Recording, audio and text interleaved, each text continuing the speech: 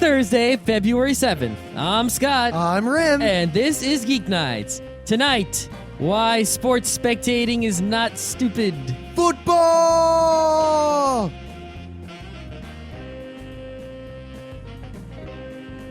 Let's do this.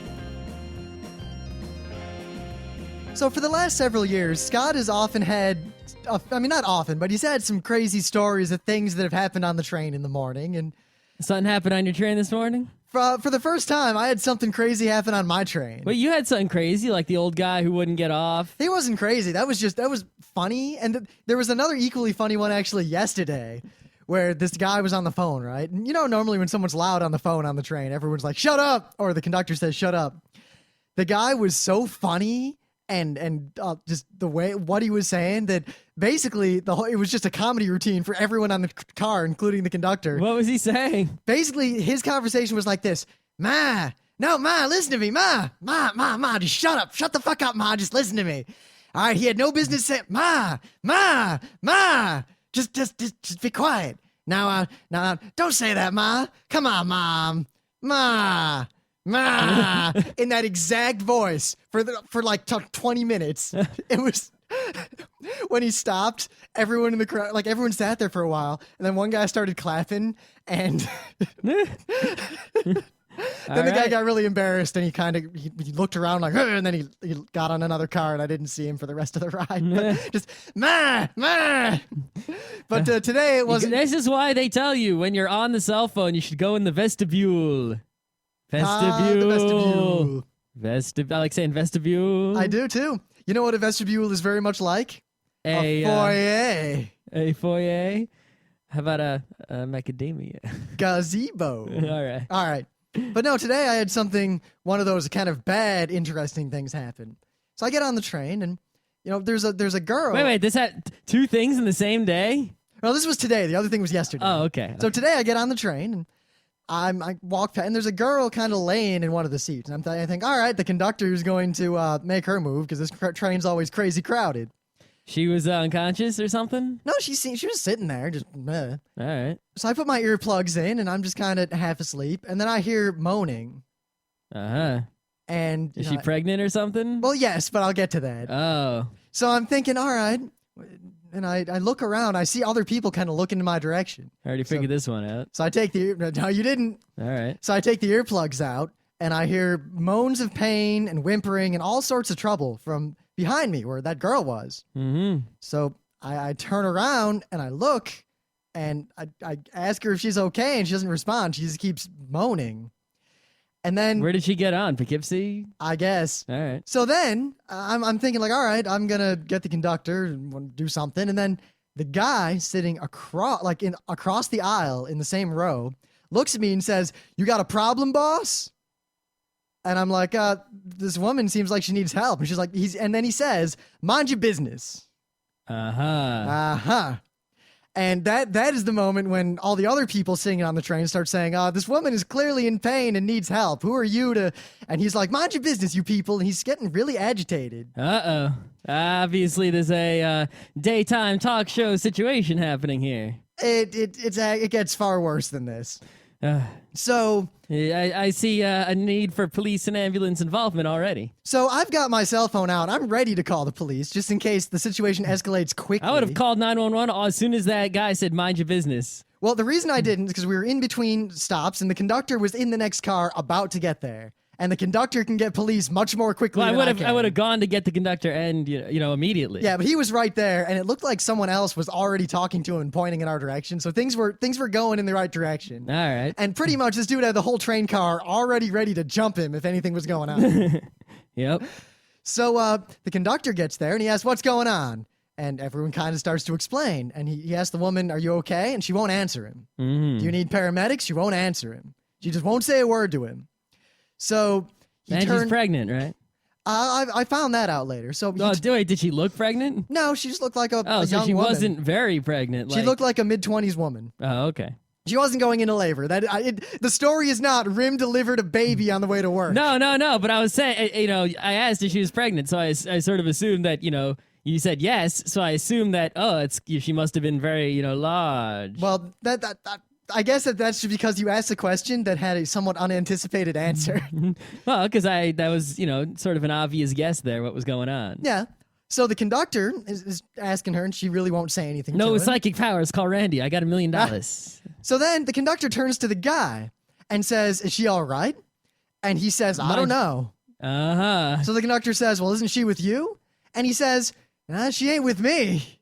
Then why were you saying mind your business? So he said, so the conductor, who obviously had already known about this situation and was just waiting for the opportunity to deal with it, says, well, you gave me her ticket.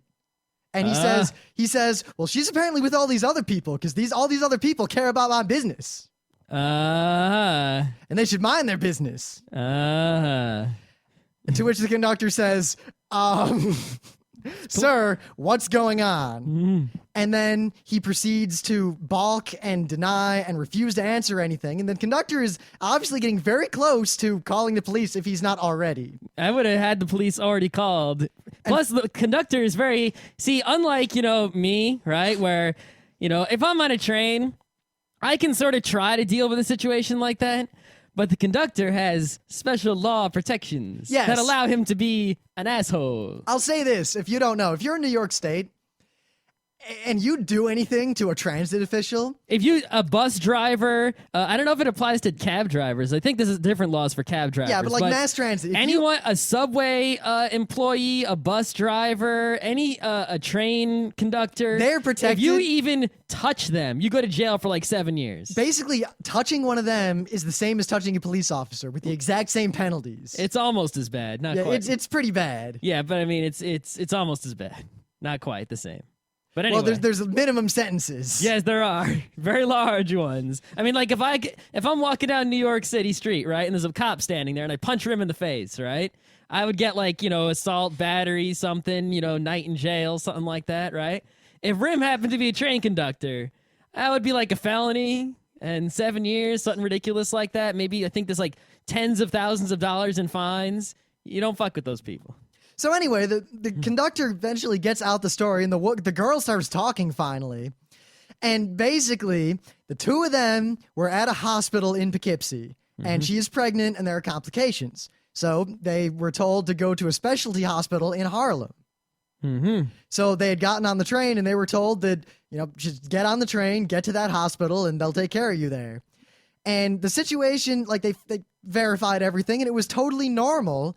The only problem was that the dude was just a complete jackass for absolutely no reason. Yeah. It's like, did he want to create suspicion into thinking that something was going on? I mean, it's one thing to, tell people to mind their own business. Even though I think it was a stupid thing to do, it's an entirely other thing to lie to the conductor when he comes and asks you if everything's all right and is obviously trying to help. Yeah, I mean... And why wouldn't the woman say anything? I mean, I can understand not wanting to, share your situation with the world and have, some sort of privacy or something. But, I mean, it's obvious the people didn't mean poorly. The people were concerned. And if you, honestly did care, you would just, sort of say, you don't give all the details, but you would say, we're on our way to a hospital in Harlem, the hospital in Poughkeepsie. He told us to go on the train and we'd be fine. And that's what we're doing. If the guy had said, it's okay, she's with me. Yeah. That would have been enough, as long as she wasn't, I don't know, tied up or something. I know, right? And then, basically I was woken up by that. So I spent the rest of the train ride reading and playing Advance Wars. But I got to overhear the conversations that went on throughout the train ride between the man and this woman. And neither one of them is the brightest star in the sky, the brightest bulb in the candelabra, shall we say. Yeah. I don't think their lives are going in a good direction. No, not really. Yeah. Not with an attitude like that. Think about with an attitude like that, things that you might try to do, you're going to fail at because people will, your interactions with people will fail. Yeah, I didn't get the end of the story because I moved out of the car to another car around Croton Harmon when she started vomiting all over the place. Oh, that's fantastic. Yeah, but the conductor took care of the rest of it, and yeah. Yeah. So that was my morning. Yeah, on the way into work, I played some Dwarf Fortress, right? And I was doing the best Dwarf Fortress ever. Wait a minute, is this a but then story? But then, a giant cave swallow ate 3 of my dwarves. So Because you were in that chasm, weren't you? it just flew out. You were think excited about that chasm. I remember. You're like, I got a chasm. I'm It, gonna throw it shit actually in it. happened when I got to work and I upgraded to a newer version of Dwarf Fortress. I think that newer version had more monsters coming out of the chasm. I would think that was a mistake to upgrade. You see, you build the hallway to the chasm, right? Put some door on the end of that shit. No, it did. The guy was going because the platinum was in like next to the chasm. Like you couldn't get the platinum without exposing yourself. I guess you got to put some rangers just standing The there. ranger got eaten by wolves.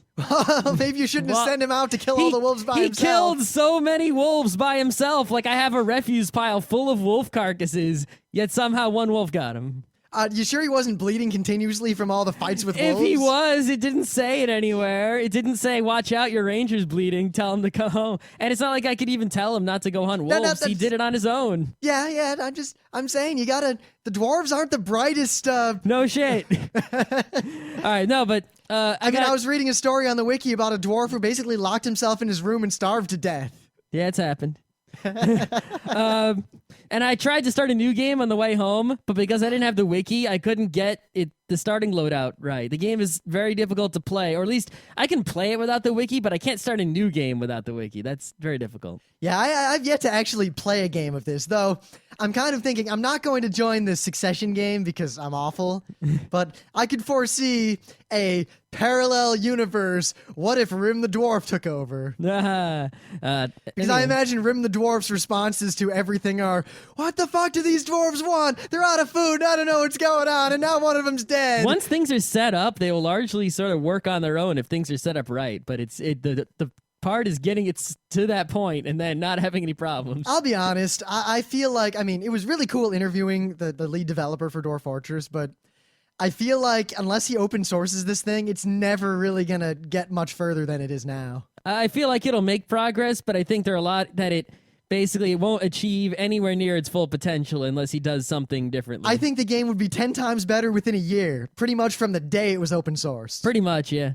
But anyway, on Amazon, I finally ordered a Leatherman because I've always wanted one of those multi-tools. But yeah, I had a Woodman and an Iron Man, and they didn't quite cut it. No, so. and they had so many different choices, and I don't know which one I wanted, right? And the Leatherman Wave is the most popular, but that thing has a fucking saw in it. I don't need a saw. What if you're gonna saw something? Watch. We're gonna get to Katsukan, right? You'll have your brand new Leatherman, and there'll be a tiny piece of wood, and we'll just need to cut it really badly. We'll be about to get the Rampart cartridge into the room, right?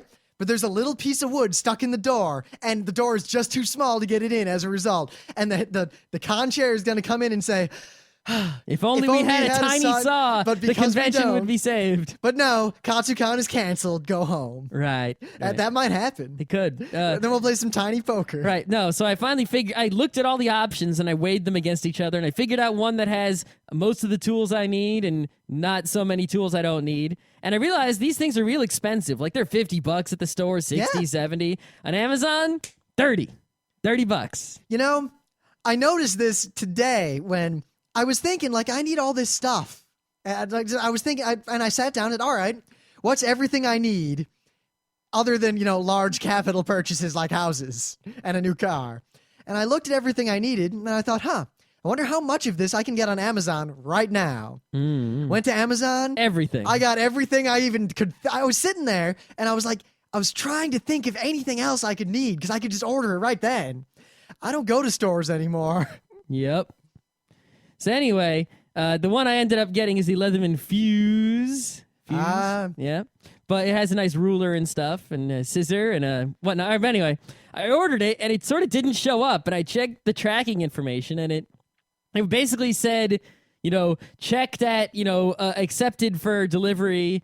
But that was it. And it said that for a very long time. And usually, they estimate a delivery date and things, show up way before that date. Well, it got to that date and it didn't show up. So the next day I emailed Amazon. I was like, what do I do? They're like, wait until February 6th. February 6th was yesterday. The tracking information hasn't changed. I said, I'm pretty confident this is lost in the mail. So they said, okay, you want us to send you another one? And I said, yes. Nah. So they just sent me another one for free with better shipping than before for free.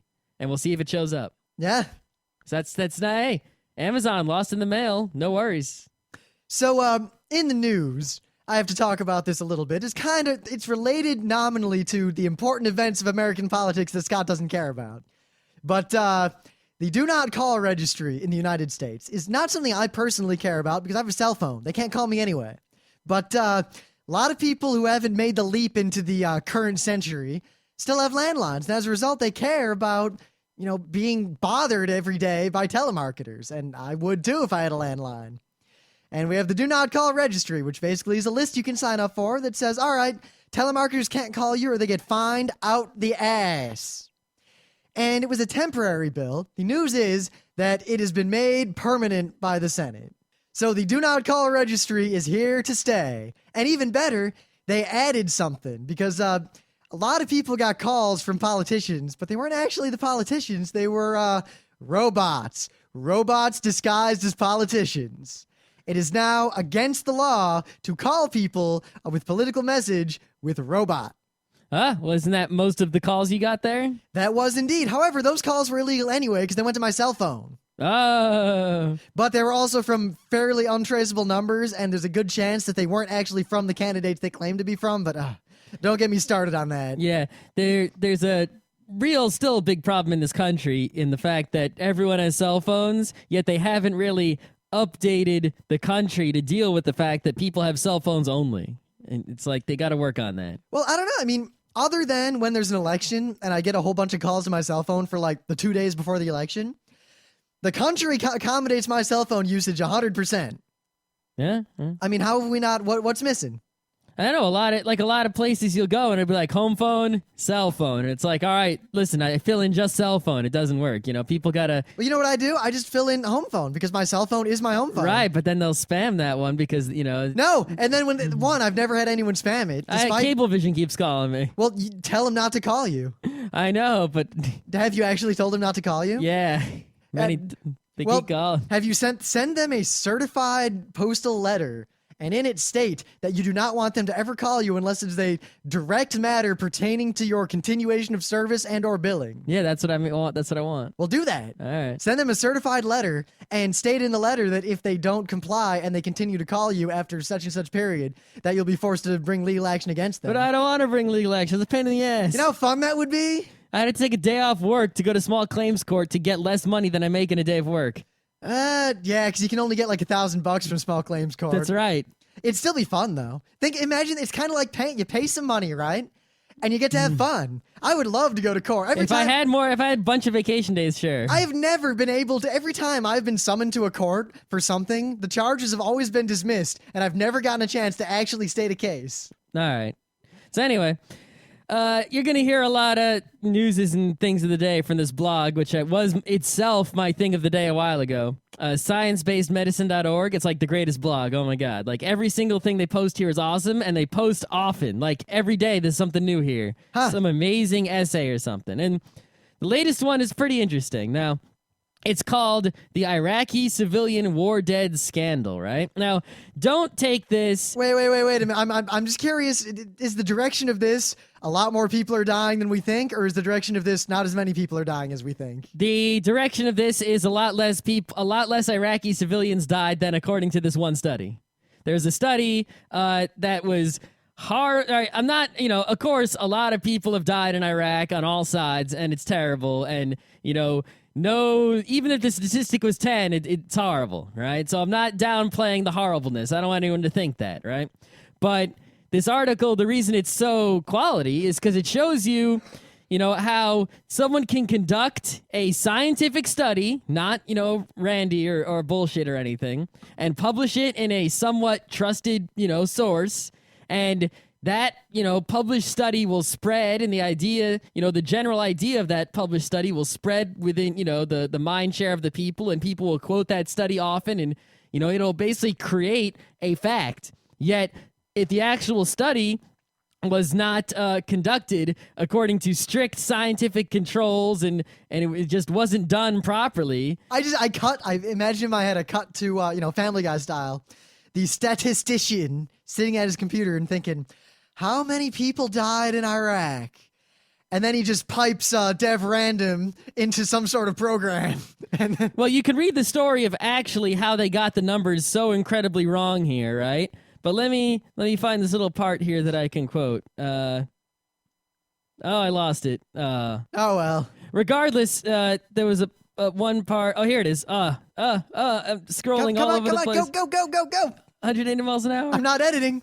Nothing's coming out of this show. Oh no. They're here in the dark side of Geeknights. The continuity is broken. Okay. Here, he talks about some of the different figures that people came up with, right? And here's one of them. He says, critics found yet another figure that I thought of also after deciding to write this. The U.S. battlefield ratio of wounded individuals to deaths is somewhere between 8 and 10 to 1, right? Assuming a 10 to 1 ratio, right? There would have been 6 million wounded Iraqi civilians seeking medical care over 3 years, or 10,000 wounded per day. No hospital or other source of data could reasonably have confirmed such figures. You see? Yeah. So it's just a lot of people come up with these numbers, and the numbers get published in some way, and people believe the numbers, and you gotta really go and look and find out where the fuck those numbers came from. I'm not commenting on the Iraq situation here. It's a really great example of how numbers can get just way out of control. And, like people are saying, 600,000 people died, 600,000 civilians died in Iraq. And that's probably a huge overestimation. It's probably much, much less is much closer to the truth. So since my news was kind of lame, because the only commentary I have other than that it happened was basically, advertisers suck it. I don't care about you. But I got a bit of a geek bite here real quick. I almost said geek back. Scott always says the wrong main one. bit's going to be long here. You got to... Won't be that long. I don't know. It could be long. Plus, we didn't do a show yesterday. I felt bad about that. Yeah, I know, but we couldn't come up with anything to do. Actually, we did a news and a main bit, and they sucked ass. The story of yesterday's show is thus. Scott and I are sitting here tired. We're looking at I wasn't so tired. Well, tired as in I want to get about my real business. Yeah. We want to make the show and get done and eat some dinner. And we're looking at Anime News Network, and nothing happened. There was no news. And we're like, all right, let's just do the show.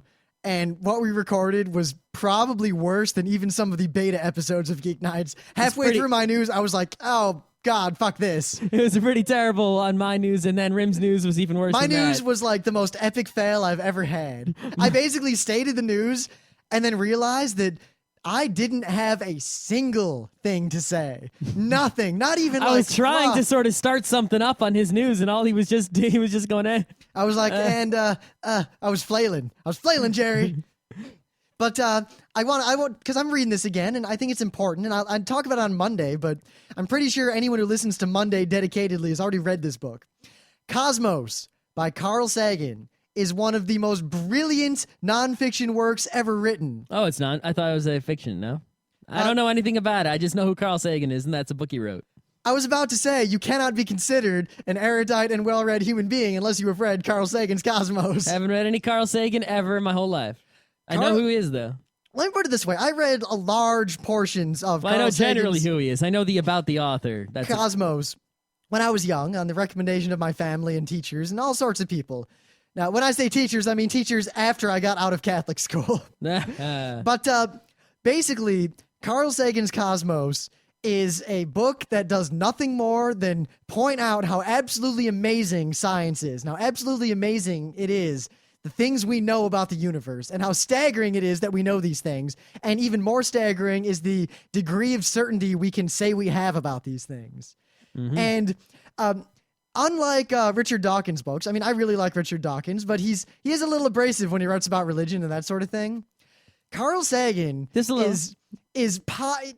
the way he writes is mellifluous. It's brilliant. He's such a good author. I cannot stress to you enough how great it is to read anything he's ever read. I'm a Carl Sagan fanboy. Good God. And I randomly started reading Cosmos again. And I just want to... Even when you have all these other things to read here? See, that's how you know something's good. Like in the anime world, we know that Cowboy Bebop, Evangelion, Escaflowne, Trigun, these shows, Utena, are like the great shows because people will watch them multiple times in lieu of watching new things. It's the same way with books. I'll read The Prince of Nothing again. I'll read Carl Sagan's Cosmos again. Considering how many books I want to read that I haven't, I can't think of a more glowing recommendation from me personally. Mm-hmm. If you have not read Carl Sagan's Cosmos, get it now. You can get it for like $1 at every used bookstore in this country. It's been translated into every language I can think of. Good God, should you read this book?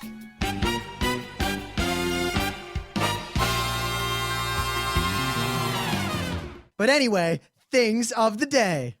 I don't know why I was reminded of this, but I was looking. Scott Johnson can be real happy. Yes, he is. But I was looking for a thing of the day yesterday in the show that we totally bailed on, and I was coming up dry like I was with everything else. I kept beating that horse and pumping that well, and no blood came out. With that stone.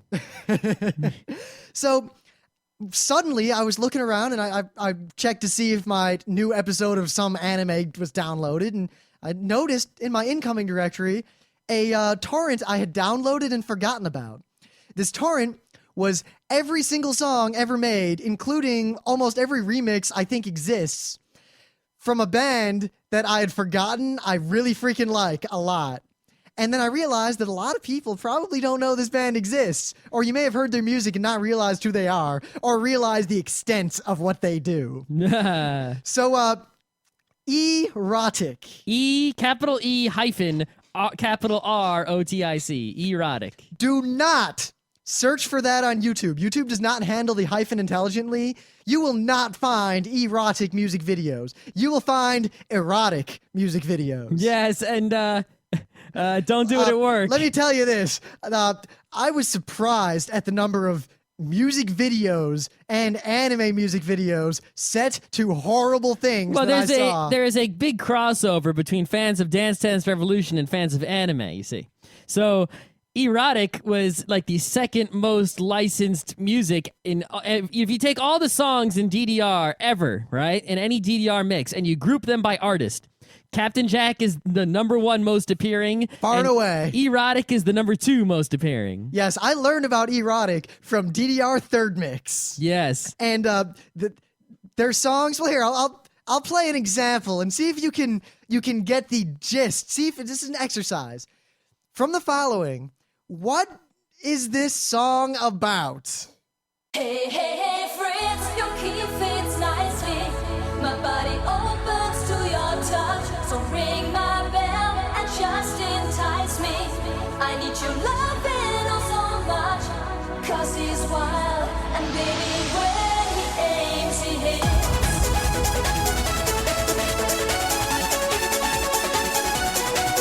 Oh, friends, I know you love my tears. Now, how about this song?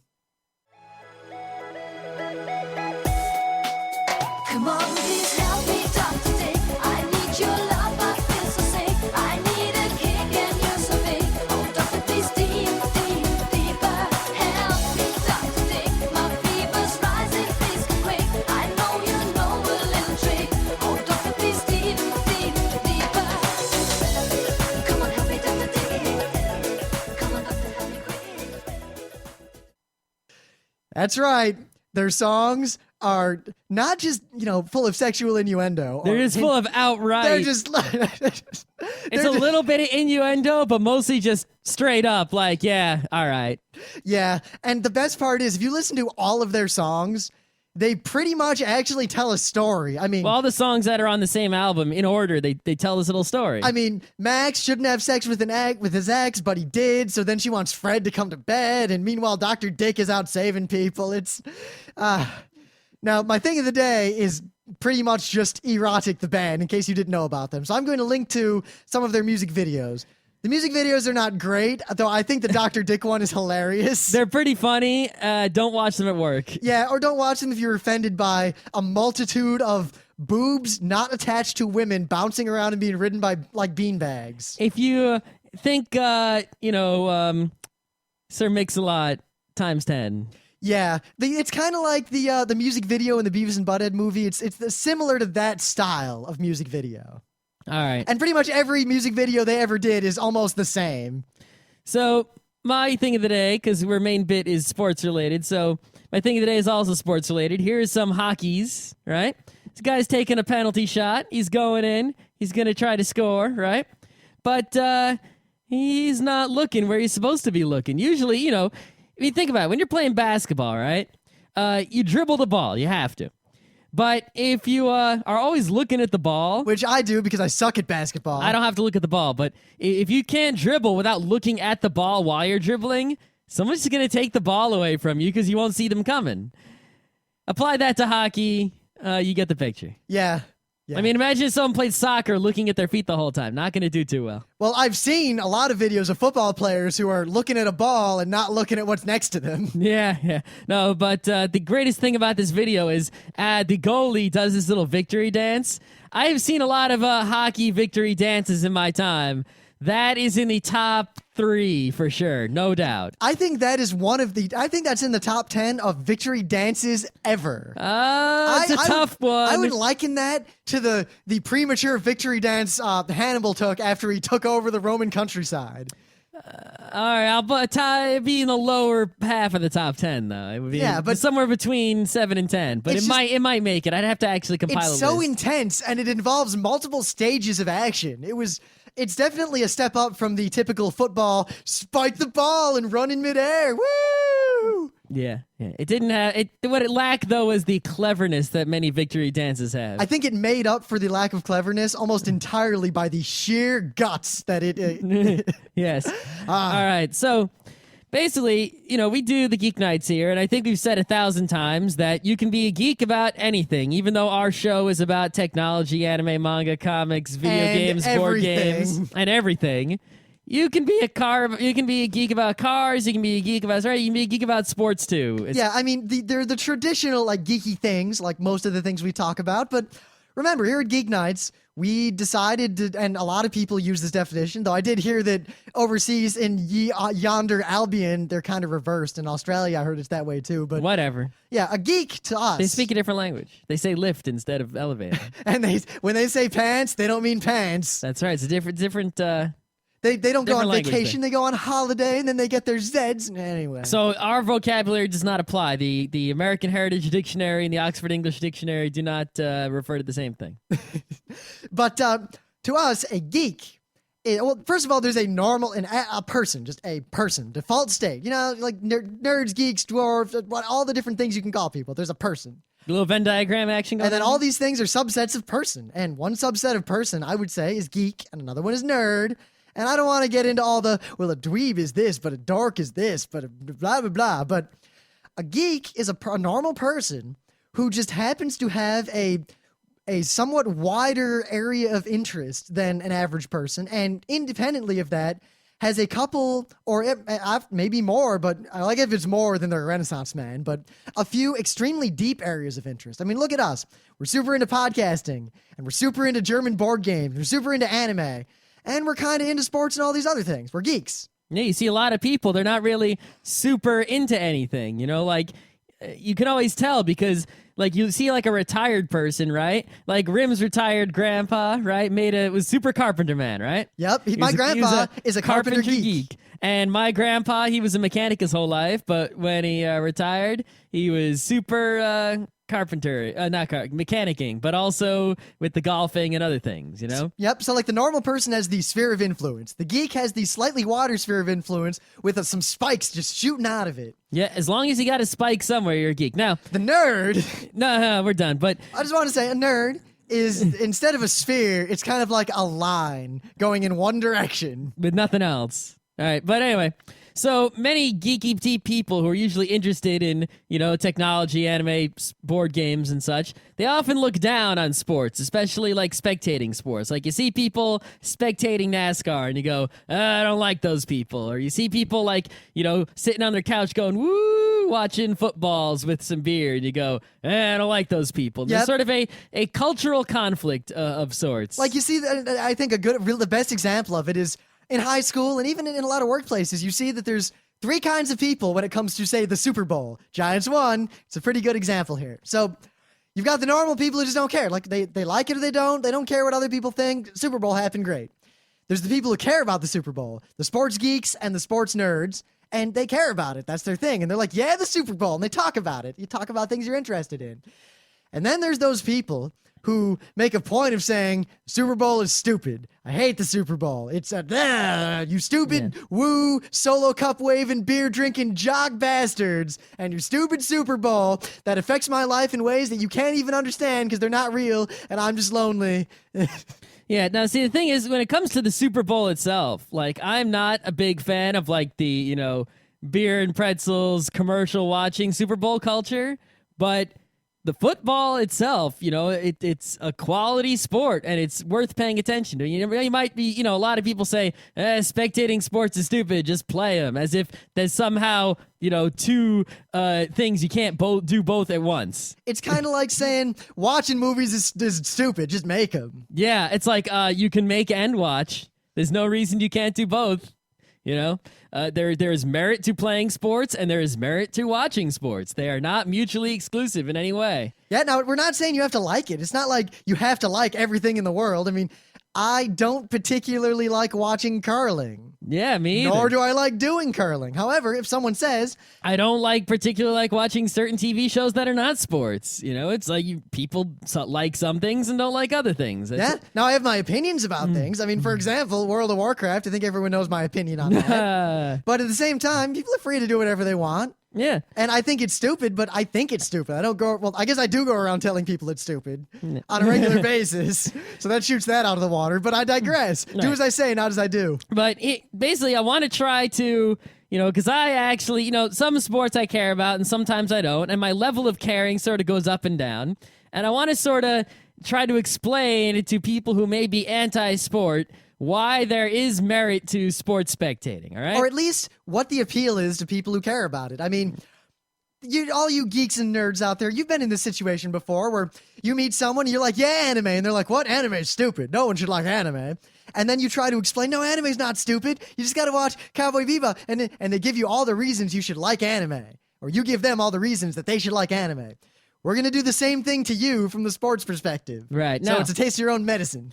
All right, so people, they like to be entertained, right? And what is the oldest way of entertaining people? Sex. Okay, the second oldest way of entertaining people. Masturbation. That's the same as number one. For some people. All right, the oldest way of entertaining people, right, is hearing or telling stories, right? It's all about a good story, right? Now, stories you read, like you read your novels, right? It's a fictional story. And, because of human feelings and the way, brains work, when you hear a story or you experience a story through some medium, you are entertained in some way. It can affect your emotions depending on how attached you are to the story and the quality of the story and how you relate to the story, et cetera, right?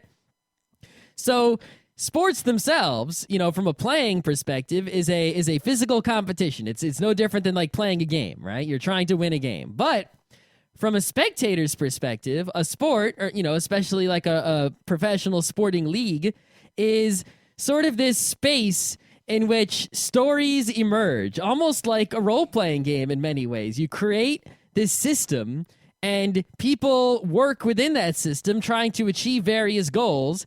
But anyone looking at that system from the outside, or even in the, if you are on the inside, but you take a meta view, these stories emerge, and those stories can often be epic and amazing in many, many ways. And the thing is, not only can it generate these amazing stories, but the stories are real. They're real people doing real things. It's not like a role-playing game where you pretend to create a crazy story. It's a real story. And the story, the way it turns out, you're watching these games live, and the story, you don't know what's going to happen. No one knows what's going to happen. It's up to real people to do something real that'll actually happens before your eyes live.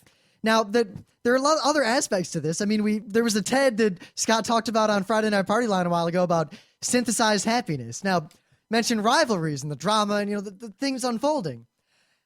We have real examples, because talking about it in the kind of academic terms of, well, people want stories and people care about this and that is good, but the visceral examples, I think, are what really drive the point home. Mm-hmm. So, you gonna give the old RIT? I'm doing RIT hockey. Now, well, one, there's also, I want to point out that for all you geeks who don't live in the northern or northeastern, but also northwestern United States or Canada or the Nordic lands or Russia, well, sorry, I'm a Pockner. I don't know what this Russia thing I was talking about. But hockey is extremely popular in many, many, many tech schools. I mean, RIT, MIT, Caltech, even if they didn't always have the best hockey teams, RIT being the exception, having an awesome hockey team, nerds like hockey a lot, and they always have in the North. So there are sports that nerds like, but aside from all that, it's RIT hockey. It's fun and we enjoy it. But there was a rivalry at RIT until recently when we basically ascended and transcended the old ways and moved into the real, like, full-on division of the NCAA, Division I. But we had a rivalry with the school Elmira. Elmira was some, like, crapo school in the middle of nowhere, like one of those little colleges. There's a backwater, middle of the nowhere school. Hicks.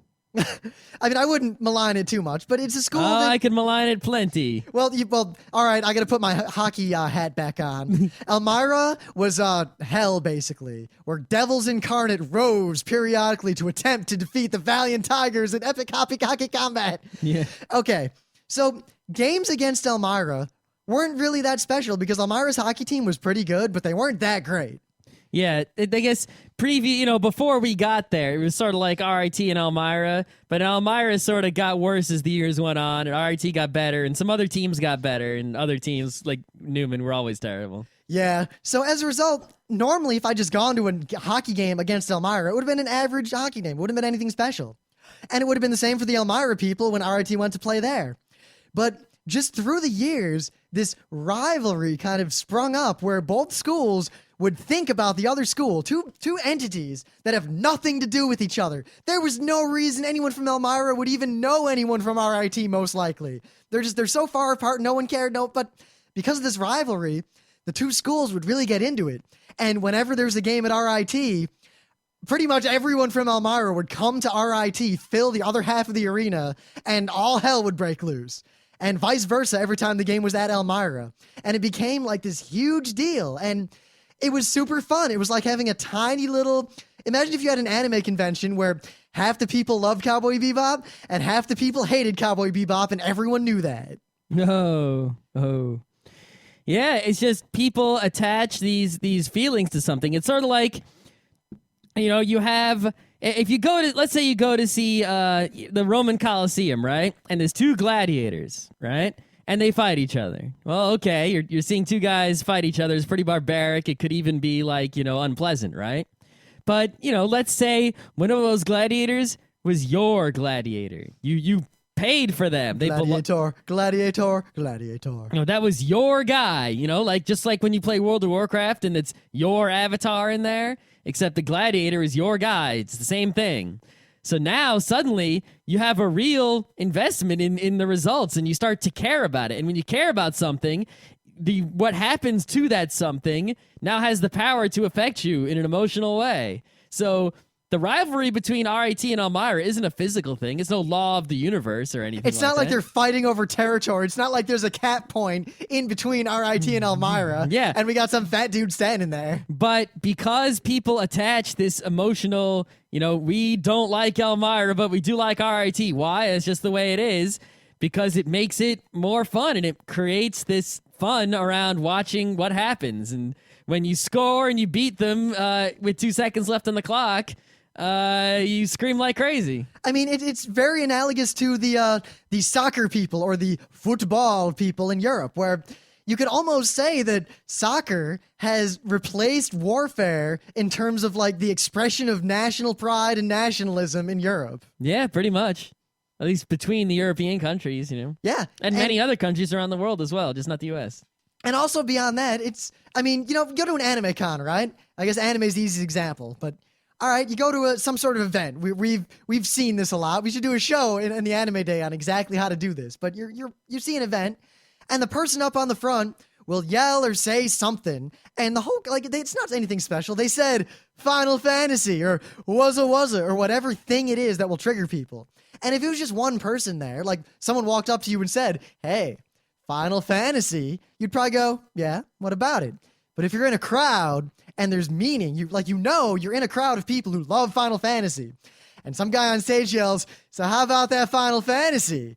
You're going to get the crowd screaming back and making a big deal about it and having fun. Well, sports are the same thing. You get a bunch of people who are all there for one purpose, and they're of a like mind or of the exact opposite mind, and it creates this kind of group experience, much like watching a movie with a group of people and making fun of it and almost getting kicked out of the theater. Now, the other great thing about sports is that, it's a physical thing. It could be the feats of strength. It could be fast-paced. It could be slow-paced, right? But in as people on the field, they're trying to win a lot, and hopefully at least, and in their trying to win, they might do some crazy things, or due to randomness, crazy things can happen. I mean, ice hockey is on ice. Think about that. You look at other sports, like, they have the basketball with the trampolines, and everyone looks at that like a gimmick. Ice hockey is on ice. What kind of people are on ice? It doesn't get more gimmicky than that.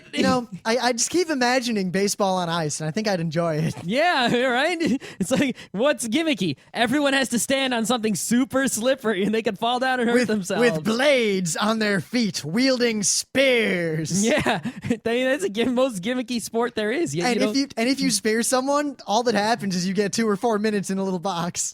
Right? I mean, during the course of most sporting events, crazy things might happen. Like, just watch the Super Bowl and watch that Eli Manning play. Look at that. Look in slow motion what happened there. They tried to grab a guy. He somehow crazily, inexplicably got away. He threw the ball. Some guy caught it crazily in a crazy way, but he ended up with it. And it's just like, wow, that's a physical thing that... Oh my God, my laptop fell on my face. I'm not editing that out. We're live. We got to prepare for Katsucon. My laptop fell on my face. That was great.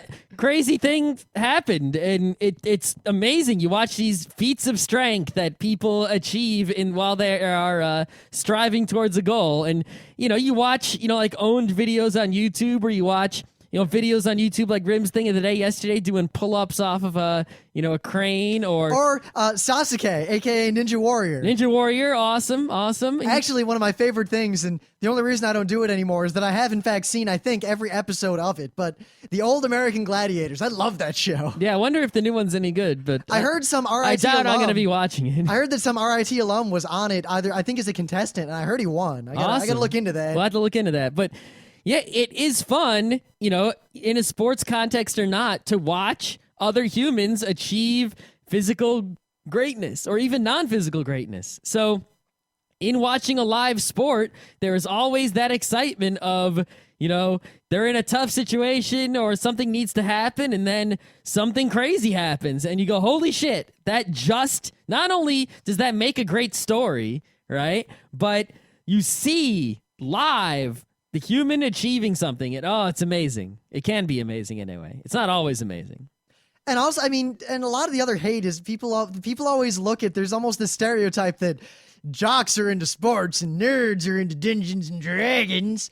But, I think that a lot of geeks and nerds out there really kind of overestimate the difference between the football watching football nerd and the D&D playing D&D nerd. Mm-hmm. Because... If you talk to a person who's really into football, right? Well, no, first, talk to someone who's really into Dungeons and Dragons. And they're going to tell you about their character who has a 17 strength, and they're going to debate the different finer points of controlling an Orb of Annihilation, and whether or not Stone Skin is an unbalanced spell, and, Thaco something.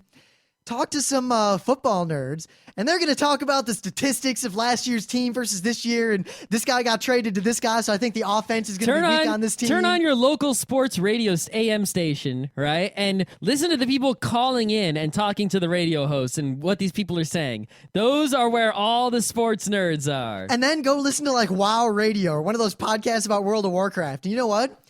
They're talking the exact same way. They're just talking about WoW instead of football. Yep. Another thing is that, a lot of people, right, I really believe that there are a lot of people in the world who are sort of built to like certain things, but they don't end up actually liking all the things that they would like simply because they don't, either it's too hard for them to get the information necessary to realize they like it, or they have some sort of prejudice against it, right? I think a good example is we've had some friends who swore up and down, robot shows suck. I don't want to watch some stupid robot show. They're all stupid.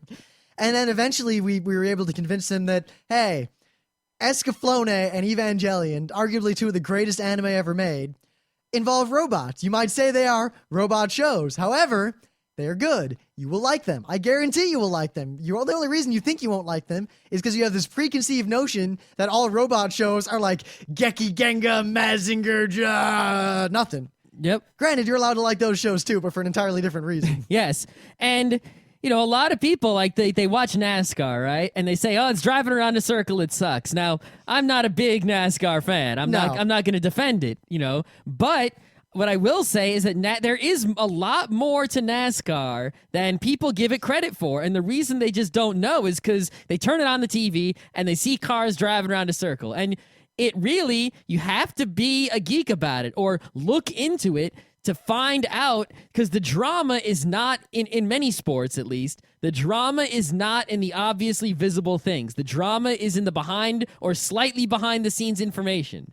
And if you don't follow the sport at least a little bit, if you don't, listen to what the story is, you're just watching the physical events without the story behind it. And you're not going to enjoy that no matter how great the sport is, because the enjoyment is all about the story. And if you don't know who the racers are or what the relationship between them is, or, who has more points than who, or how the points work, or how the sport works, or the rules of the game, the drama is lost on you. I mean, if you're watching a football game and, it's 4th and goal, and is 2 seconds left in the game, right? If you don't realize what that means, you're not going to be in you're not going to be in suspense. You have to know a lot about sports to understand. It's the same way. People, if someone's, comes over to your D&D game or your game of Puerto Rico or any of your, your World of Warcraft, and you're running some, crazy thing, fighting some giant boss or something, right? Someone who comes up and knows nothing about it is just going to see the barest visual, obvious things about what are going on. Oh, so you're clicking repeatedly on a box and your guy's swinging your thing back and forth and there's a dragon moving around. And you're like, no, don't you get it? But because they don't know, the drama is lost. And I think a lot of people who are looked down on sports don't, bother because of maybe prejudice or other reasons to at least listen to the story or try to get information about the story, so that the drama, there's just no chance for them to like it because they don't even put the slightest effort into discovering the story and the drama. Now, at the same time, we're not saying you have to like it. No, you don't have to like anything. Here, baseball is a good example. I understand baseball. I know about a lot of the drama going on. I understand the rules fully. I can look at a baseball game and watch it and think, all right, well, this and this and this, and I see where other people could get their drama from. I, however, find no drama in it and find it incredibly boring. Yeah. I cannot enjoy baseball unless I'm playing it. Yeah. And I think another important thing, it's not really related to what I just said, I don't but like basketball, because, even though I understand basketball, I used to play basketball, right? It's the fact they're scoring so often that I find, very little, incredibly exciting situations. That's why a lot of people say, basketball's only exciting in the last few seconds. Well, even then, it's only exciting last few seconds if the game is really close. And I really think that basketball would be better served by being just a 5-minute game. Just play for 5 minutes, and that's it. And, because you're scoring so often. Or just make the court twice as long and put the baskets 10 feet higher. Yeah, that would be cool, too. I have no problem with that. But at the same time, I guess there's also the idea that if you're going to really decide you don't like something, you're going to hate on it, you at least learn enough about it to explain your hate. I mean, Scott and I don't like World of Warcraft at all.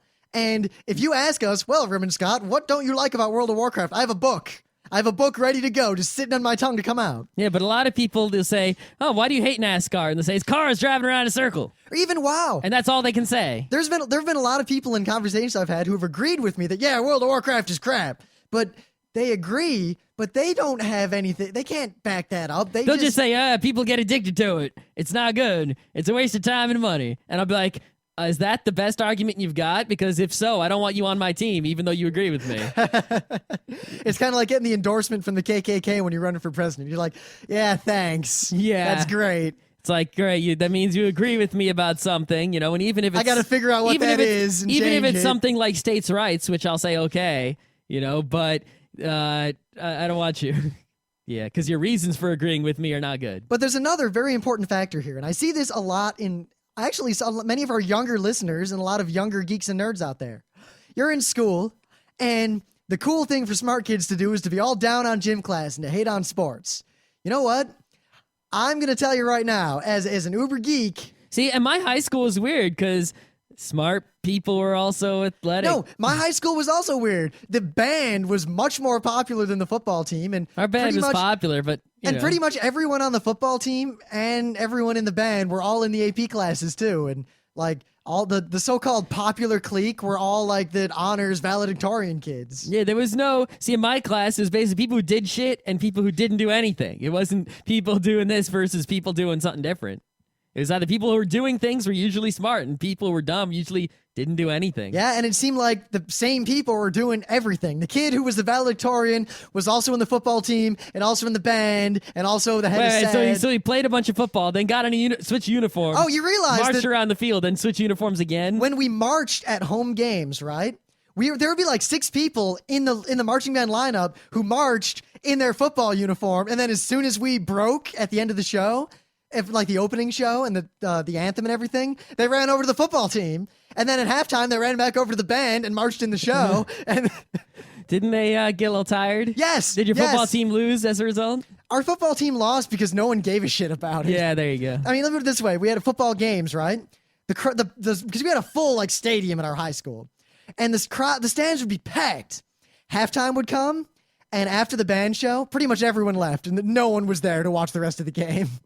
That's one more thing about sports is that, when you're an anime fan or a nerd, right, and you go to a convention or something, and you go to the convention because, it's a chance to be together with people of your same culture. It's like, I feel at home with these complete strangers who I share something with. We have a common interest, a common bond. I mean, right? as we've said, geeks are kind of a global entity in that all of you listening to this show probably have more in common with some geek in Norway and some geek in Japan and some geek in Hong Kong than you do with a lot of the people who live in very close proximity to you physically. Right. And sports are very similar. When I go to like Giant Stadium, right, to go see a game, you're like high-fiving all the people near you, and you're all cheering, and you're striking up conversations about whether they should trade this player or that player. You're walking through the the parking lot. People are, all tailgating, sharing food. Yeah, think of this. Here's another benefit of like in sports.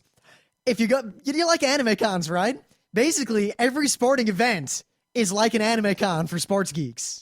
And there's depending on the sport, there's a lot of them. I mean, Yeah. you get season tickets to baseball, that's expensive, but you're going to a lot of games, a whole lot of games. But the point I was going to make before about the younger kids is that there's a lot of this hate on sports, and as a result, a lot of kids they try to get out of gym classes. They don't want to join sports teams, and they say, "Oh, well, I only care about the academics. I don't need sports." I'm of the mind very strongly that everyone who has the ability to should receive a well-rounded education. There is a lot of evidence, a whole lot of evidence that suggests that, kids who are there. Well, I don't know if it's a strong correlation and most likely causation. People doing extra things like, sports and or music and such do much better in the, academic parts of the school. Yeah, but I think it's just There are also many that studies supporting that. people, and not just with sports, but with everything. I think early schooling, right up until the point where you have to decide what direction you're going in your life and what you're going to specialize in, or at least right up to the level of your raw physical mental ability and physical ability. I think everyone should learn a shallow depth about as much as possible in order to give them a more well-rounded life and a more well-rounded ability to exist in the world, make intelligent decisions, and live. People who specialize too much in any direction too early, I think, have a lot of problems in their lives later on. Exceptions to be made for savants and crazy geniuses. Yeah. But if you're a normal dude, you're thinking, I don't need to know any of that math or any of that there sports. I'm going to be a writer. You're probably not going to be a good writer as a result, unless you're some prodigy. Yeah, the classic stereotyped nerd jock war, I think, is something that Only exists in has the minds of people who perpetrate it like a second-order simulacra. Yeah, exactly. Woo! That's been on my mind lately with this whole anonymous thing. Yeah. So, do you want to say anything else about this? Or? Football! Yeah. Hockey! Yeah, one other thing. If you live anywhere near Rochester, New York, all right, you're a geek, and you want to see what we're talking about, go to figure out the schedule. Go to like ritathletics.com. Look at the schedule for Is RIT it hockey. ritathletics.com? Yes, unless they changed it. All right. And you can check it while I'm talking. and go see what the schedule is for RIT hockey games. Go to an RIT home hockey game, and when you walk into the hockey arena, you walk into the front doors, you paid your tickets, there's a press box and the luxury box above you. Go to your left, go all the way around. Above you as in on top of your head, Yes. like you have to walk around to be able to see them. And go back to the back left corner. There will be a bunch of people there, many of them wearing orange shirts. Some of them are loud and scary. Sit near them, but not among them, and just see what happens throughout the course of this hockey game. There's a good chance you'll become a hockey fan. Or at least an RIT hockey fan. Wow, RIT hockey plays a lot more games than he used to now that's in D1. Yeah, oh, that's the other thing. RIT hockey... But they're not doing that well this year. Well, that's the thing. RIT hockey was a little different when we were there because we've told the story before, but briefly, there used to be 3 divisions of college hockey. 1, 2, and 3. The lower the number, the higher the skill, the higher the stakes, like closer to real sports. Or professional sports, or people who will go on to be sports players.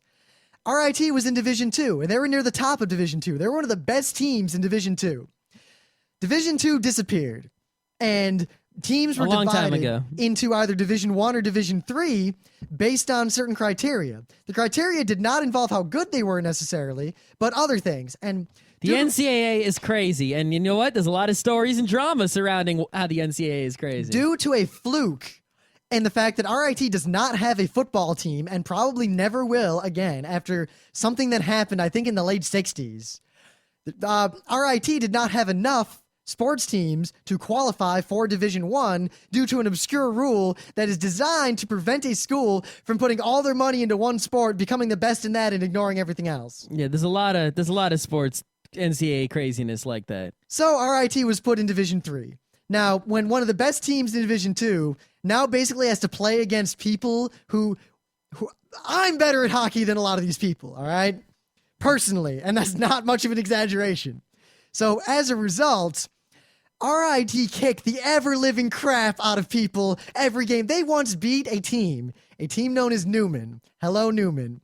24-0. In hockey, that's like a football score. It's like that Bugs Bunny cartoon where someone hits the ball in the baseball game and they just keep like cha-chaing up and hitting a home run and cha-cha up and hit a home run. Home run. Home run. The game was like that. That was some game. So basically, going to RIT hockey games was an exercise in, well, sadism. to a Counting. degree.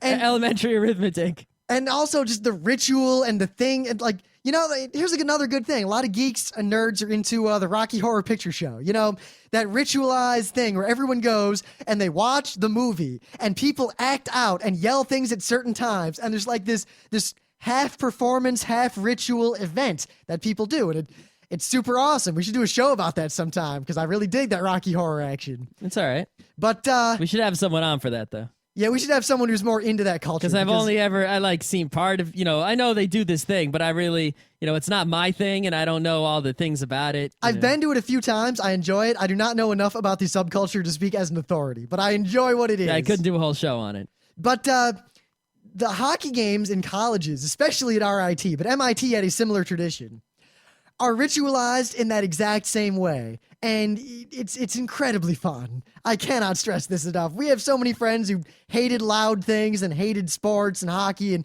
we convinced them to go to RIT hockey games, and they became hockey fans within about 15 minutes. Yeah. Now, there's one more thing I got to say, and then I think we'll end it, right? Is that, the primary entertainment in sports spectating is the story, right?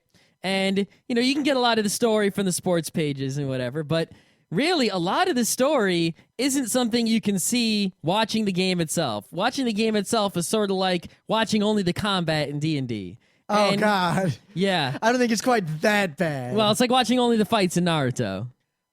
So watching Naruto. Yes, but a lot of the story in sports is semi-fictional or dramatized, and there are people who make a living as sports writers, and they basically create this story. They make up new drama, on the sports pages in the paper and on, ESPN and other shows. And if you don't, at least slightly dip into, what sports writers are creating, their art, then you're going to miss out on a lot of what's going on. And, so I recommend you check out, some sort of sports show regularly. Like, there's all kinds of things. ESPN has a zillion podcasts. Personally, I listen to one, which is ESPN PTI. It's actually a TV show that's on at 5:30 Eastern every day, but you can get the podcast audio for free from, on iTunes or whatever. And it's just two guys talking about, they sort of shallowly, cover all the major sports news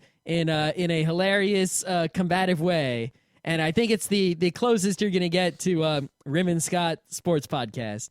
So, but check something out. And then, if you're going to be interested in a sport, you have to check out the meta information in some way. Find a podcast or a magazine or a newspaper. Not a sports page, not a magazine. Or, even a sports history book, something. You got to, get into some sort of other media to get the deeper information to really fully comprehend and understand and appreciate the things that you're seeing.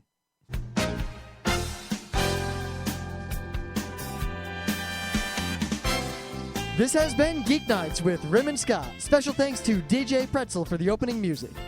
Be sure to visit our website at www.frontrowcrew.com, where you'll find show notes, links, our awesome forum, a link to our Frapper map, and links to all the RSS feeds. We say feeds plural because Geeknights airs 4 nights a week, covering 4 different brands of geekery. Mondays are science and technology. Tuesdays, we have video games, board games, and RPGs.